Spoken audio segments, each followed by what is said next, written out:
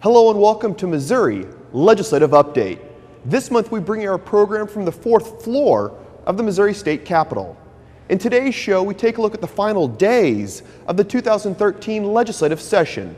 I'm Jonathan Lorenz reporting for the Missouri House of Representatives. And reporting for the Missouri Senate, I'm Jennifer Yapel. The first regular session of the 97th General Assembly concluded on May 17th. Lawmakers from both sides of the aisle in the Missouri Senate shared their thoughts on what some considered a successful session, while others dubbed it a session of missed opportunities. Based on the legislation that we've been able to move forward and put on Governor Nixon's desk, to that end, I would declare this 2013 legislative session a success. Majority Party members touted the passage of new record funding for education, the first broad-based income tax reform in more than 80 years, and a resolution to the state's second injury fund's insolvency as highlights of the past legislative session. However, members from the minority party say success is not representative of how much legislation is passed each year, but how many measures are prevented from crossing the legislative finish line. Sometimes the success or failure of your session is based on how many things that you're able to stop, or how many bad things you're able to mitigate, as opposed to how many victories that you have. One of the victories touted by many in the upper chamber included the passage of Senate Bill 1, legislation that addresses the state's second injury fund and workers' compensation system. Senator Dempsey describes the bill as the chamber's top priority and says it will take care of thousands of injured workers who have been waiting for payments on claims for several years. It's just not a Band-Aid solution. It's a long-term solution that's going to restore the fund to solvency and then going forward give businesses the certainty that they need going forward. And finally, it puts those workplace injuries with the resolution of occupational disease back into the workers' compensation and out of civil court. And that's good for employers, employees, and the state of Missouri. Senator Dempsey also discussed broad-based tax reform, new investments in K-12 and higher education funding, and key policy issues affecting school districts throughout the state. The creation of the Uniformed Wireless Communications Infrastructure Development Act to aid more investment regarding the demand for high-speed wireless connectivity. Policies that create a better business climate in Missouri by reforming the state's labor laws and prevailing wage, as well as streamlining several state programs and creating the Missouri Works program. While members of the majority focused on bills delivered to the governor, members of the minority caucus discussed missed opportunities this session. The Affordable Care Act is the law of the land. It is moving forward with or without Missouri, and the fact that we turned it down and did not expand Medicaid this session means that we're turning down billions of dollars. We are turning down tens of thousands of jobs, but most importantly, we are losing the opportunity to provide health insurance for nearly 300,000 working poor in the state of Missouri, and for that, I am incredibly saddened. Even though the regular session concluded without the passage of Medicaid expansion, lawmakers from both sides of the aisle and from both legislative chambers are still discussing this issue through their work on respective interim committees. And while lawmakers may not agree on every issue, all acknowledge the work accomplished during the regular session helps Missouri become a better place where people want to live, work, and raise a family. It's an important time for the state of Missouri. It's a challenging time for the state of Missouri, so we need to put that work in, and we did this year. And I appreciate the approach that all the senators brought this year. Very pleased with how everyone worked together on some very difficult issues. And really couldn't be happier with the outcomes that we had this year. Lawmakers wrapped up the first regular session of the 97th General Assembly as they sent more than 160 proposals to the governor's desk. In our next story, we take a look at what the House's top lawmakers had to say about the 2013 legislative session. All in the chamber and galleries, please rise. As the final gavel sounded, the papers hit the air, and lawmakers ended the 2013 legislative session.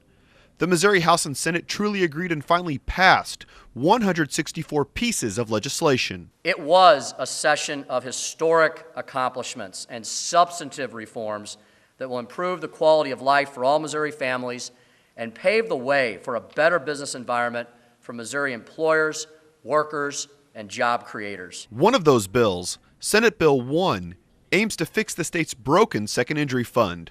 Lawmakers attempted to fix the broken fund during several previous sessions, but were finally able to hammer out a compromise in 2013. The Missouri General Assembly also sent a proposal to the governor's desk, lowering the state's income tax by 0.5%. The measure also includes a mechanism to allow the state to begin collecting sales taxes from internet sales. Despite these bills and more reaching the finish line, not everyone declared the session a success. We failed to create 24,000 jobs under Medicaid. We failed to let billions of dollars of our taxpayer dollars come back from Washington to our state. And we failed to put 300,000 Missourians back on health care. So I consider this session a failure. I considered it a failure 3 weeks ago. Lawmakers had the opportunity to include Medicaid expansion dollars in the state's operating budget for 2014. But the majority decided against expanding the government-run healthcare system. However, not all of the Speaker's priorities made it to the finish line. House Joint Resolution 14 would have given voters the opportunity to vote on a bond package worth more than $1 billion in capital improvement projects. The proposal cleared the House, but stalled in the Senate. I think it's great that the House has a good, solid framework, a good cornerstone on that issue. There's a lot of support on that issue in the Senate. Senator Schaefer, the budget chairman, has filed similar bills in the past. So I hope that he becomes focused on that issue next year. I hope we can have 2 pieces of legislation moving in both chambers. The House will make it a priority. Lawmakers will return in September for the annual veto session to address any vetoed pieces of legislation. On June 7th, Governor Jay Nixon vetoed House Bill 253, the income tax cut proposal. In his veto letter to the General Assembly, the governor claimed the legislation contained hidden costs and, in his opinion, made the tax code less fair. During the 2013 regular session, senators set in place a plan to create an interim committee to discuss the issues of Medicaid expansion and reform in the Show Me state. Senate Communications correspondent Brad Bayshore explains. Senate is adjourned. During the final days of session, lawmakers agreed on a proposal to create a joint committee between the 2 chambers to review and reform the state's Medicaid system in an effort to comply with the Federal Patient Protection and Affordable Care Act. Senator Gary Romine of Farmington offered an amendment to House Bill 986, a measure dealing with health care services that would create the joint committee. This allows for the President Pro Tem of the Senate and the Speaker of the House of Representatives to jointly establish a committee to be known as a Joint Committee on Medicaid Transformation. During debate, Senator Jamila Nasheed of St. Louis expressed optimism that lawmakers will begin the process of helping hundreds of thousands of Missourians currently without health insurance. We really need to begin to have the discussion because we have too many people, 260,000 people that are uninsured.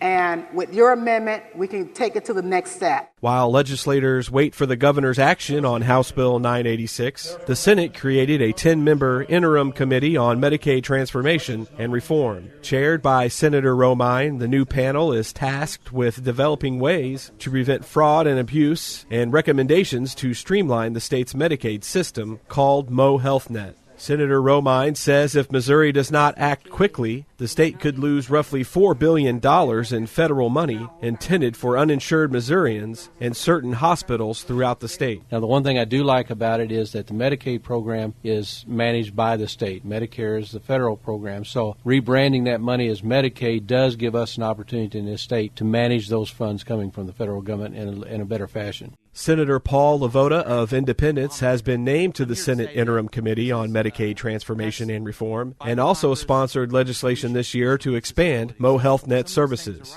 He supports the creation of the committee and says Missouri needs to look at both reform and expansion before moving forward. I think we should add more money to Medicaid, but we also need to reform that system and create a Missouri-style system that works for our citizens that capitalizes on the increased funding from the federal government. The Senate Interim Committee will begin meeting this summer and is required to share its findings and recommendations to the General Assembly by December 15, 2013. Reporting for the Missouri Senate, I'm Brad Bayshore. When we come back, Bob Priddy of the Missourinet speaks with State Senator Mike Kehoe of Jefferson City about the work lawmakers conducted during the 2013 regular legislative session. Stay tuned.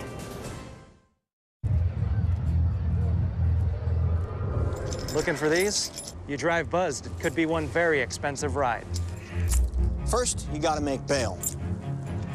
Then pay me to get your car back. Your insurance premiums will go through the roof. And my legal fees just keep adding up. All told, it could end up costing you $10,000. Buzzed, busted, and broke. Because buzz driving is drunk driving. Welcome to the Capitol Dialogue segment of our program. We are in the state Senate now, where just a few weeks ago there was passion and argument and challenge and defeat and victory. Now the place is kind of empty and quiet, and it feels a little bit strange to walk into this place after you've been through the passion of a session. Senator Mike Kehoe is the Assistant Majority Floor Leader of the state Senate. He's our guest on the program today. How's it feel to come back when it's all peaceful and quiet and cleaned up and tidy? Well, Bob, when you're the local senator, you're in here a little bit more than most people think, probably. So, but you're right. It's a very odd feeling when you walk in after the emotions that go through this building for those 4.5 months, and you come back in, whether it's a day or a week later or a month later. It seems like it's back to what the building and the founding fathers intended to be, is that it's a place that things should take some time and should have debate, and that's what's happening.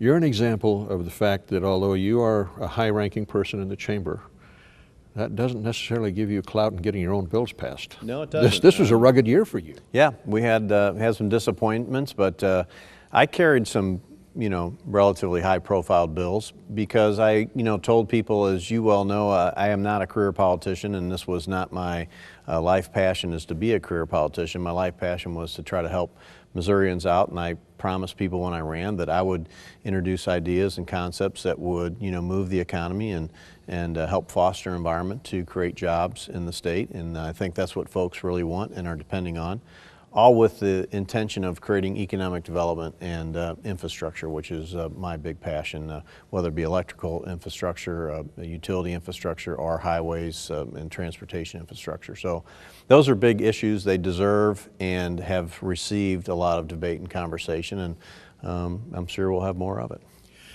Well, I want to ask you about how you deal with disappointment, because you beat your head against a brick wall on 2 or 3 bills this year. We're starting out with the transportation sales tax, which got all the way through except on the last day. It came back over here, and it ran into 2 or 3 senators who just weren't going to let it come to a vote. How hard was it for you to put that aside? It's very aggravating, and it was very hard for me personally to handle that, because we put a lot of heart and soul in that. This has really been a 2 or 3 year conversation. The need for transportation funding has been going on since I was on the Highway Commission, actually. So this is not something that just popped up this year. We've been talking about it a long time. And you're right, we had a vote 24-10 in the Senate before we took spring break.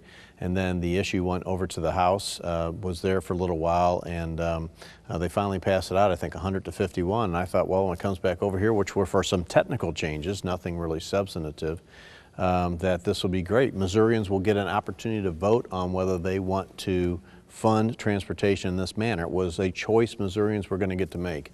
And I liked that model, and why people shut it down is still beyond me. So that was very tough. Some of the opponents suggested that the people behind this should go out and circulate a petition. That's how things like this should be done. Mm-hmm. Historically, you pointed out, that's inaccurate to begin with. Correct. Most proposals like this have not been petitioned. Right. Of constitutional amendments, University of Missouri did a study since the early 1900s. less than 20% of constitutional amendments have come through initiative petition. So over 80% have come through the Missouri legislative process. And, you know, as we look at the initiative petition process, the thing that it's possible, but what's not as good, in my opinion, for Missourians is that when you pass a bill through an SJR, Senate Joint Resolution, to go into the ballot, you can craft the language and protect Missourians the way you want it done. For instance, you can put a prohibition on toll roads. You can put a prohibition on raising gas taxes during this period. When you do initiative petition, you can't do those things.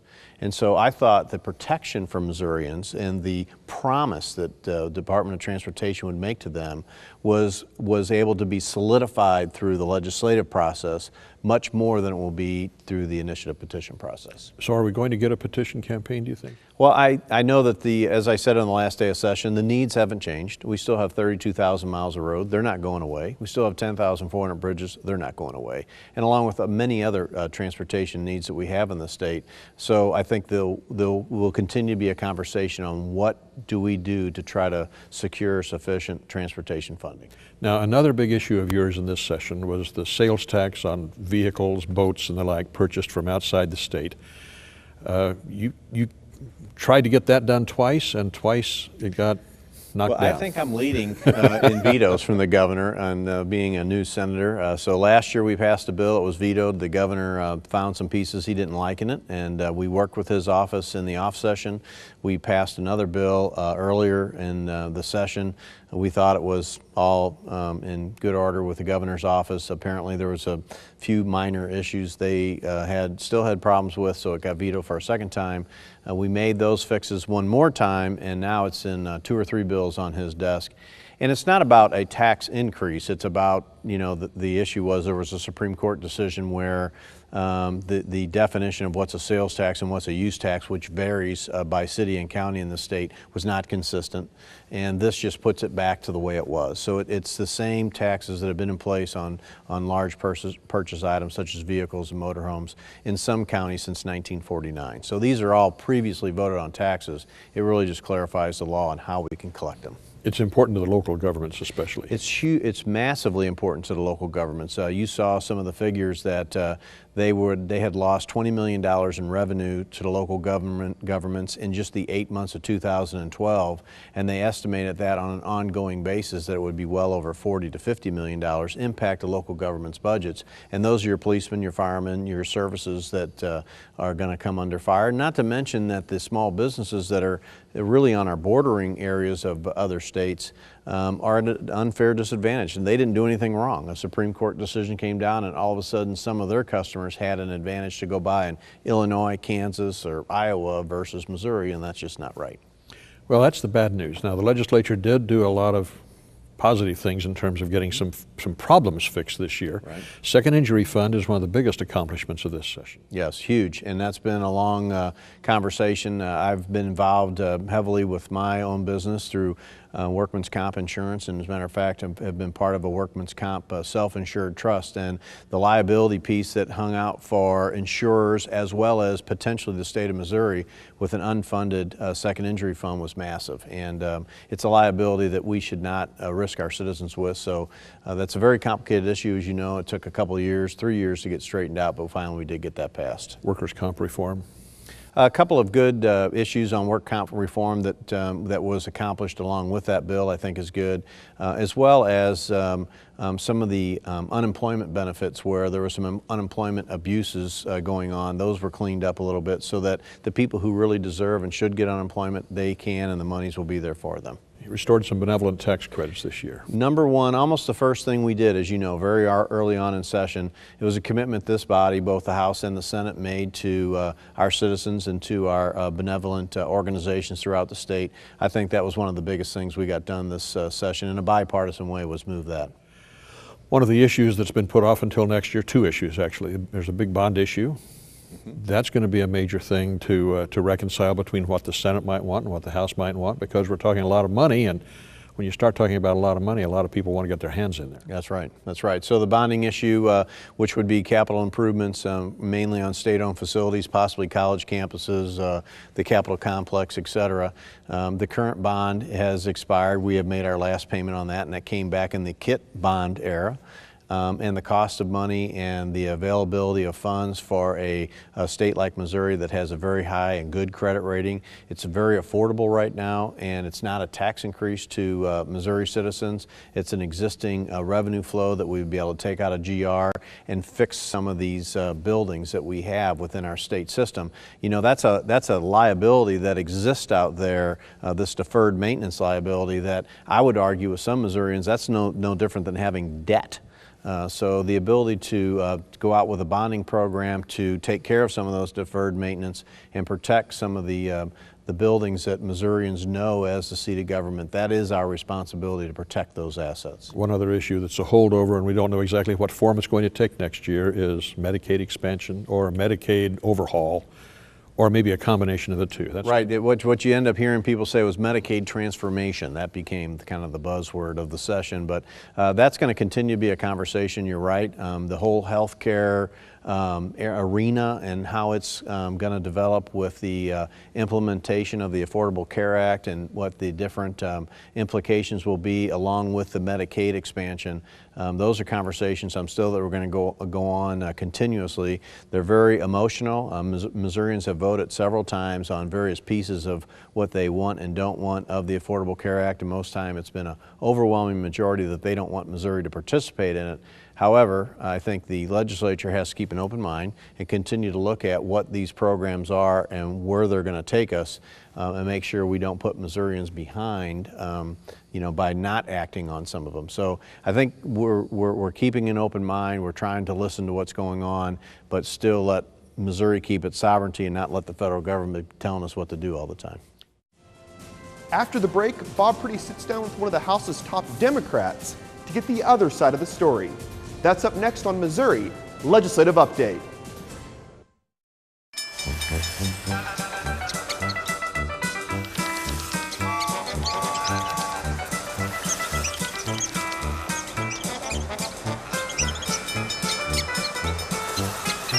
Kids will spend 15 minutes watching online videos like this one. Brushing for 2 minutes now can save your child from severe tooth pain later. 2 minutes twice a day. They have the time. We have moved to the House of Representatives chamber. We don't get a chance to do this part of the show in the legislative chamber very often, but this time we're in the magnificent House of Representatives chamber, and we have with us as our guest Representative John Rizzo, who is the Democratic whip, which is the minority whip in the legislature this time around. Yes. Now, it's been a long time since a lot of our viewers probably have studied their political science books. So tell me what a whip does. Well, basically, within my caucus, of course, there's a Republican and Democratic whip. And basically within my caucus, whenever the leader wants to find out where people are going to be at, I go around and come with vote tallies to find out where people are going to be voting. If we have a certain issue that we are all wanting to get everybody on the same page, I might go and talk to people about the issues that they have and try to get them to vote with us. So your job is to find out where people are and to get them in line if necessary? Yeah, if necessary, with proper research and things like that. I mean, to convince them why we believe it's a good idea. How united was the Democratic caucus in the House this year?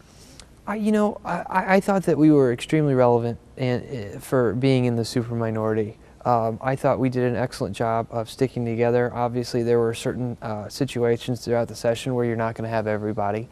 But I think for having 53 members, for the most part, we had one special, so we had somebody come in later. But for the most part of the session, I think we did a very good job of being relevant. I know there were a lot of bills that wouldn't have passed without our help.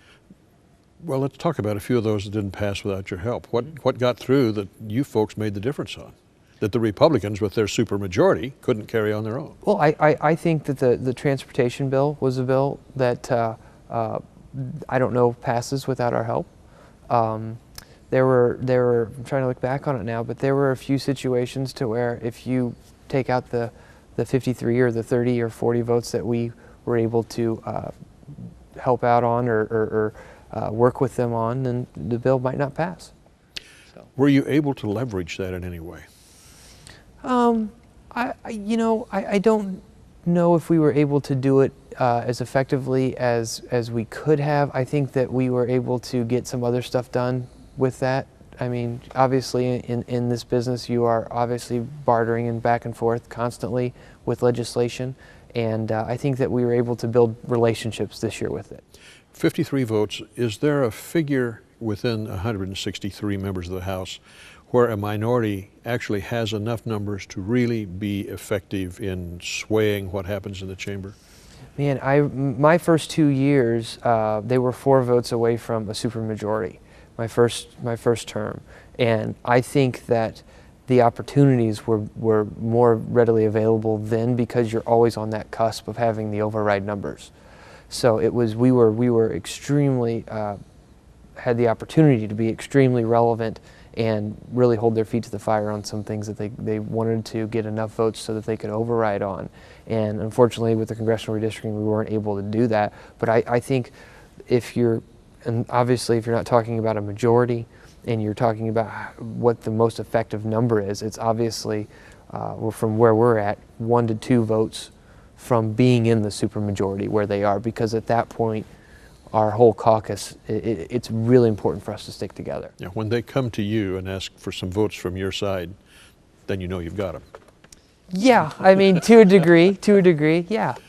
I mean, then, and what that does is it opens up lines of communication. You know, with 109 members, they don't really, I mean, they could put the gas pedal down and go and do what they want for the most part. But when they start losing their own members and we have something that we believe in, then we can start to talk and have conversations that normally wouldn't happen. What do you think is the best thing that legislative Democrats in this chamber as well as across the hall did this year? I think the defense. I mean, you know, we were able to stop a lot of what we would call unfriendly labor laws. You know, right to work is not going on the ballot. The paycheck deception is what they call it, paycheck protection and all that type of stuff. It failed. I mean, you know, all of these labor laws that we were able to play defense on, I consider that a huge success for working Missourians. Now, over in the Senate, they have the filibuster, which you don't have here in the House of Representatives. In fact, as I understand it, there are some pretty strict rules on debate and debate times and things like that. How do you manage to play defense under the kind of rules that would seem to limit your opportunities to stop something? Sure. Well, we are subject to the previous question, which they are not, as you said, in the Senate with the filibuster. So it does get difficult to not only slow things down, but to even have our voices heard. We had the PQ used a record number of times this year. It was well over 200. So you learn little tricks of the trade, like inquiring. If one person gets called on, they can then go and inquire of other people. And they get 15 minutes to do that, versus sitting down and then hoping that the speaker calls on another Democrat. So that's one way that you can get more voices heard and get more opinions out there. Other than that, you know, we are subject to the PQ. I mean, and it can happen anytime and it happens often. What's the worst thing the other side did this year? Oh man, I don't think there's anything worse than not passing Medicaid expansion this year. It was just an opportunity that would have been huge for our state, economic development wise, healthcare wise, and then just the ball was dropped. 100% funding from the federal government for the first 3 years. We're now out of the first year, so the most we can get is the next 2 years. Next year you're going into an election year, so I find it's going to be even tougher. So healthcare, I mean, Medicaid expansion would have covered 300,000 more Missourians, pumped $8.2 billion into our economy, created 24,000 jobs in the first year alone, and that's, hands down, I think the most disappointing part of this session. And that's all for this month's edition of Missouri Legislative Update. If you have any questions about the legislation or the committees that appeared in this program, you can log on to senate.mo.gov. There you'll find the contact information for the 34 members of the Missouri Senate, as well as our newsroom website. I'm Jennifer Yapel reporting for the Missouri Senate. And I'm Jonathan Lorenz reporting for the Missouri House of Representatives. If you have any questions regarding anything going on in the Missouri House, you can visit our website at house.mo.gov. Thanks for watching, and we hope to see you again next time as we take a look at what lawmakers are doing to prepare for the 2014 legislative session.